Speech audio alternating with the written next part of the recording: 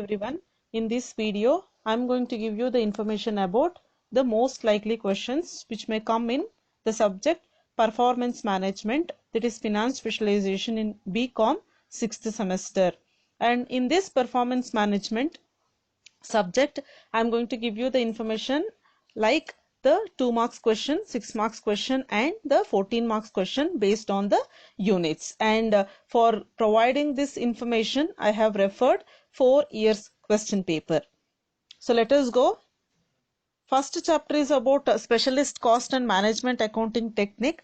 So this is a chapter where we will study about activity based costing, target costing, life cycle costing, throughput costing and environmental accounting. So here 14 marks one question will be there, so later I'll tell you. And for 2 marks there are lot many chances to ask more questions from this chapter for 2 marks. One is meaning and definition of activity based costing, so they may ask you either meaning or definition. Then the second one, what are cost drivers? So cost drivers here, cost drivers are the reasons which will be implying or which will give introduction for increasing or decreasing the cost. For example, if the number of kilometers are more, then the fuel you require more when you are driving a vehicle or when you are using a vehicle. So this is a simple example for cost driver. So who is deciding the cost here? Here the cost is decided by the distance which you want to reach. So that is cost driver. So they may ask the question, what do you mean by cost drivers? So it will be, we can say these are the variables which will be used in production. Second one, what do you mean by cost pool? So cost pool is a grouping of individual cost typically by department or service center. So cost pools are commonly used for allocation of production overhead. So here one particular cost will be combined together and it will be called as the cost pools. Then state 2 difference between traditional costing and activity based costing. Say activity based costing is a advanced version of cost accounting, where in cost accounting in general we will study, or in general we will come to know what is the production cost, what is the selling cost and what is administration cost and total cost, and the what is the profit you are going to get, and or what is the profit margin you have to fix, and what is the sales revenue. But in activity based costing, the cost will be implied or cost will be calculated for each and every activity. So that comes the difference between traditional costing and the activity based costing. Then meaning of target accounting. So target accounting here again, see, target accounting will come only theory from this particular chapter, where this is the second important topic in your syllabus. That is in the first chapter, that is specialist cost and management accounting technique. So they may ask the meaning of target costing and the 2 objectives of target costing. What is the 2 objectives? Then life cycle costing. They may ask meaning of life cycle costing. Again, you know what do I mean by life cycle? Each and every product will be having its own life cycle, how the human is having, like childhood, teenage, middle age and the old age. Likewise, even the products also will be having the introduction stage, growth stage, maturity stage, saturation and declining stage. So in each and every stages, the costing will be different. So what is that life cycle costing? They may ask. Meaning in life cycle planning. Then what is the life cycle, sorry, that is the life cost analysis, they may ask. Then what is the meaning of throughput cost accounting? Then any 2 concepts of throughput accounting they may ask. Then how do you increase throughput? Then what is the throughput ratio? How you can calculate the throughput ratio? And finally the environmental accounting. So environmental accounting is purely theory for you. There is no any calculation. They may ask you what is the meaning of environmental accounting. Then who are all are called as the stakeholders? Especially we'll call the stakeholders are such as the debenture holders, shareholders, board of directors, customers, suppliers, regulators, policy makers, employees, consumers, community. These are all will come under for stakeholders. And they may ask finally what are environmental costs. See, the cost that comes to the mind when most of the people immediately are those relating to the waste, that is delaying with the waste, so dealing with the waste. So any cost which is incurred to protect the environment by producing less waste or avoiding the waste. So we can call that as environmental cost. So even they may ask what is the meaning of that environmental cost. So this is for 2 marks. Then we have for 6 marks. 6 marks again I told you the advantages and disadvantages of activity based costing. Then problems on calculation of cost driver rates. See here, if you know how to calculate cost driver rates, then it is easy to solve the problems on activity based costing. Then features of target costing process, principles of target costing, features of life cycle costing, stages of life cycle costing, product life cycle costing process, briefly explain the bottleneck factor. See, bottleneck factor, which is a one which will come in the life cycle costing. They may ask even that question also. Then various methods which are used to account for environmental cost and objectives of environmental costing. So this may come for 14 marks. And finally, from the unit 1, only one question you may expect for 14 marks, that is on problems on calculation of cost per unit using traditional method and activity based costing. So they'll ask both the methods and they will ask you to calculate the cost per unit, where separately you have to calculate for traditional method, that is traditional costing, and separately for activity based costing. This is for first unit. Second unit is purely about decision making technique. So there are various techniques which are available for the management or the organization to take the right decision at the right time. So when they say, when it is possible to say that is right decision at the right time, it is when it is reducing the cost, and that is with the minimum cost maximum return if you are getting, then we will call it the best investment or decision technique. So in this they may ask the 2 marks question here.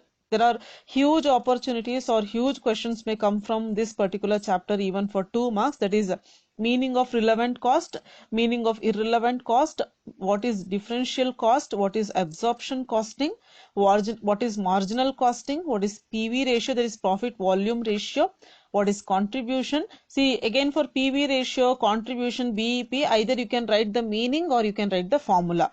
So what is a contribution? What is a break-even point? Again, break-even point they may ask in units or in rupees. Then again, how to improve unsatisfactory PV ratio. So there is a formula to improve the PV ratio by increasing sales or by reducing the cost. Then what is a margin of safety? They may ask. Then what is the angle of incidence?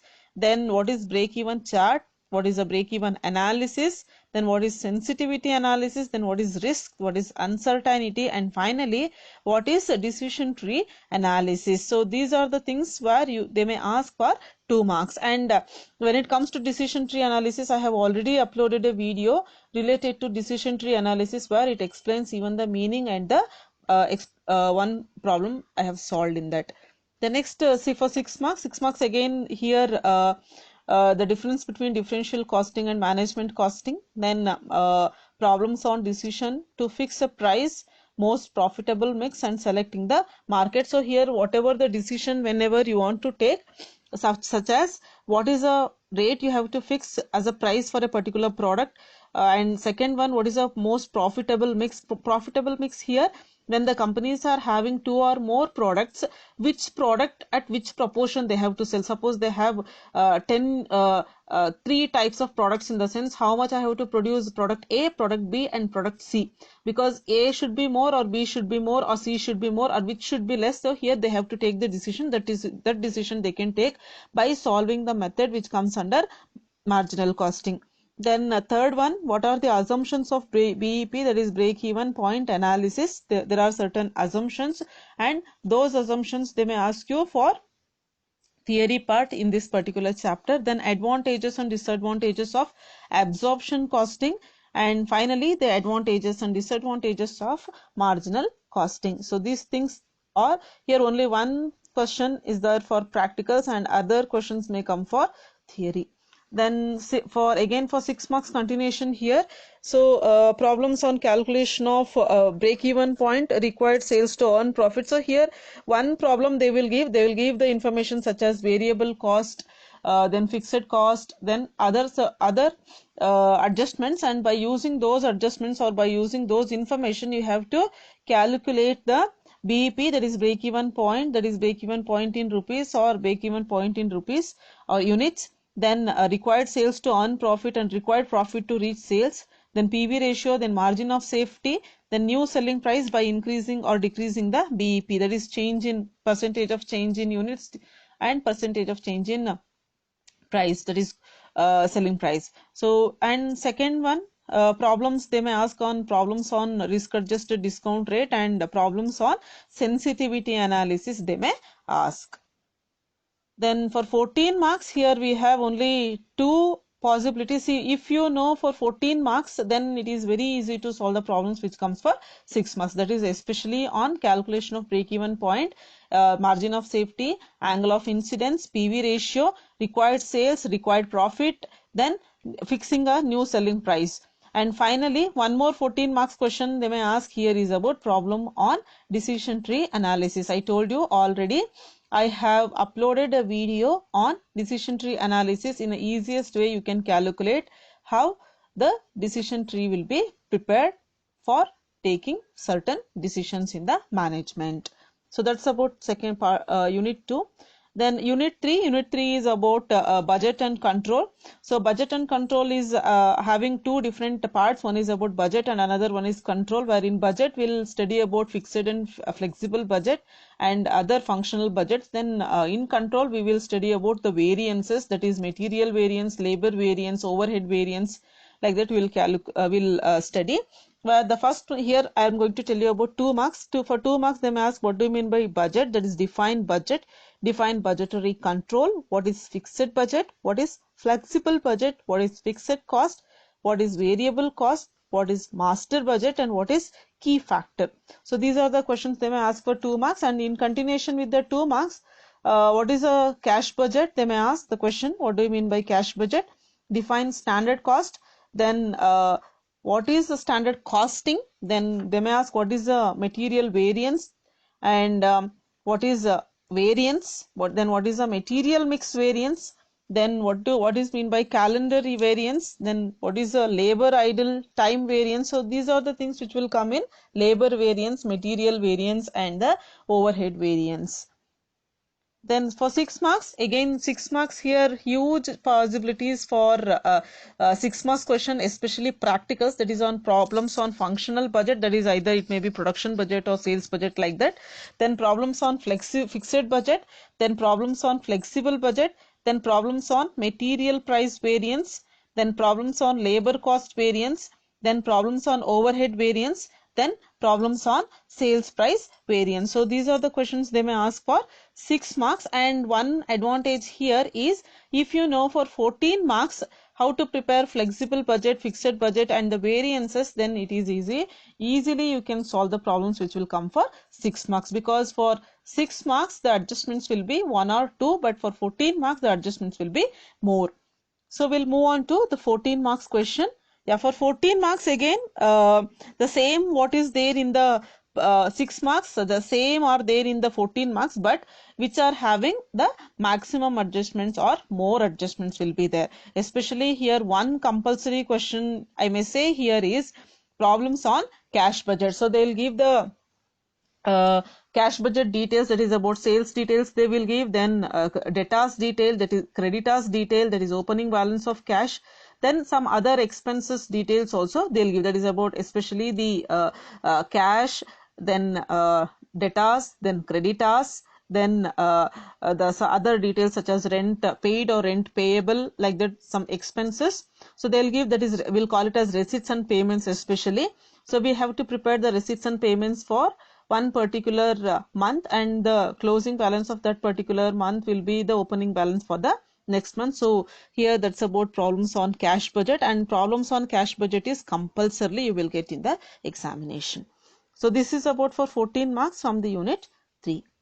Then last one, it's purely theory chapter, that is about performance measurement and control, where here for 2 marks and 6 marks you may expect the question. So 2 marks here, define management reporting system. And one more thing I want to tell you here is, if you have already read the chapter which is there in the management accounting, that is last chapter, management reporting, then it is very easy to write the answers or the solve the questions which will come in this particular unit 4, that is about performance measurement and the control. Then here for 2 marks, define management reporting system. So meaning they'll ask what do you mean by management reporting. Then second one, name any 4 liquidity ratios, name any 4 profitability ratios. So here why they have asked liquidity ratio and profitability ratio, it is only because liquidity ratios and profitability ratios will be used to evaluate the performance of a organization. So in first 3 units you will study only about the calculation, but in the final or the 4th chapter it will give you a correct base how you can compare or how you can evaluate the performance of a company by using its cost information or the records. So they may ask any 4 liquidity ratios. Either in liquidity ratio we can say liquid ratio, current ratio, acid test ratio, like they may ask. Then for profitability ratio they may ask net profit ratio, gross profit ratio, and so on. Then the another question is what is the divisionalization, they may ask. And finally, what is transfer pricing. Then for 6 marks, explain the different information needs of management for the different levels of decision making. So here they may ask the theory questions such as what are the different types of information which is required for different levels of decision making. See, the decision making will happen in sales department, will happen in finance department, it will happen in production department, it will happen in human resource department. So what are the informations required by which levels of decision making, that is whether it is higher level or lower level or middle level. So that information you have to write, that is for 6 marks. Then second one, explain briefly the sources of management information.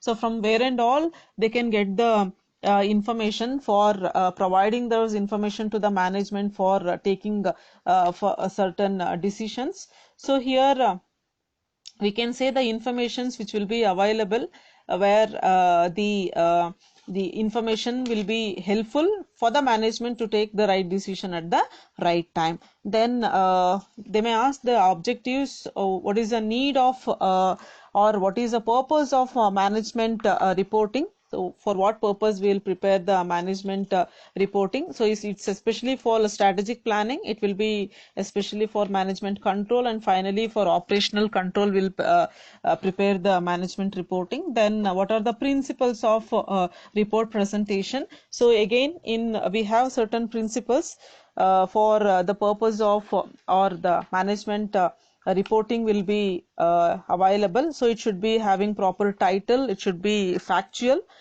which factual in the sense it should have all the real information. Then it should be related to certain period, it should not be for it's like it should give a complete data for a particular period, and it should be concise, and it should be very clear, and it should be very brief, it should have clarity. Then it should have promptness in the solution or in the report, and it should show a distinction between what are the controllable and non-controllable factors, so that it is helpful for the management to take the decisions. And it has to write appropriate remarks, that is conclusions, or we can say it as inferences, should be written in a proper way. Then always this report should be periodically reviewed, where then it should not give any permission, or it should not give any incomplete information, it should give complete information. And the reporting should happen, or the report presentation should be happen by using proper graphs or charts or diagrams, which will be helpful for easy understanding. We'll call it as it should be a visual reporting. Then it should ensure, or it should give a complete comparison details of the information which they have mentioned in the reports. And the format should be same as the previous. It should not be changed year by year or period to period. It should be same, because if it is same, then it is easy to compare the data between two different periods. And then what are the advantages of divisionalization, they may ask.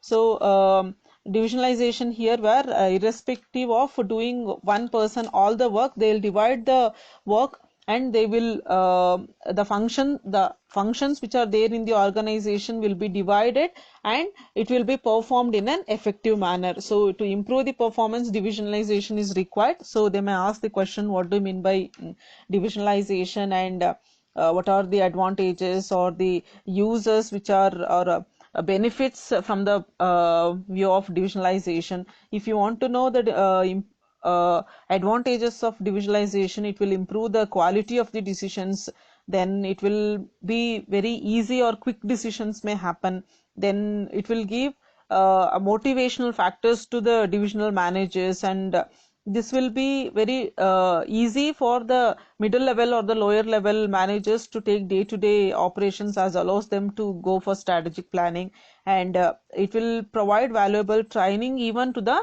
lower level and the middle level divisional managers, so that they can become a part of management in the future. So that comes for advantages of divisionalization. Then there are certain problems when we are using, or when we have the performance management. So whatever we have, the benefits or the things we will get from the management reporting, all the time it's just a estimation, it's not a confirmed information, or it's not a exact information. So that's why it will be having a certain problems. So the problems will be here, the first one we can say multiple objectives. When the organization is having multiple objectives, it's very difficult for the company to decide which is needed and which is not needed, and sometimes some of the outputs are not possible to evaluate in terms of finance or money. That is, in quantity we can't measure, sometimes it is required to make the quality, and the qualitative information will not be evaluated in terms of money or cost.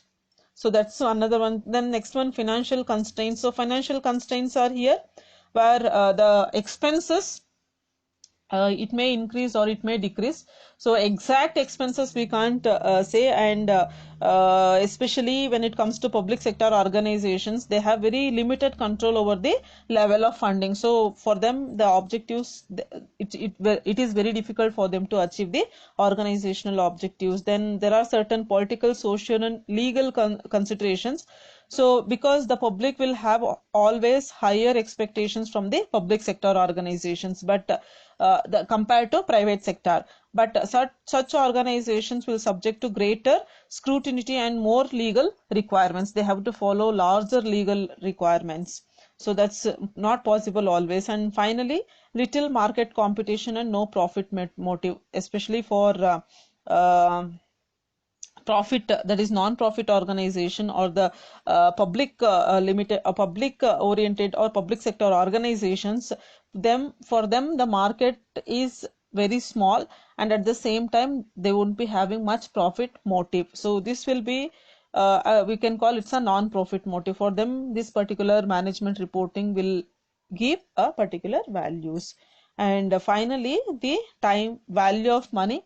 So value of money, whenever we are talking about value of money, today's 1 rupee won't be as same as the next year's 1 rupee, or the value will be less. So this 1 year, today's 1 rupee will be next year will be valid for 90 paise or 95 paise or even for 80 paise. In this process we will call it as the time value of money, where we'll even call it as the inflation. That is, always there will be a rise in the price of the money. So that problem also will give a problem to performance measurement. So this is about the fourth unit, and for from the fourth unit there is no any 14 marks question, and this is about performance management. I hope this video will be useful, and thank you for watching. All the best. Do well in the exam.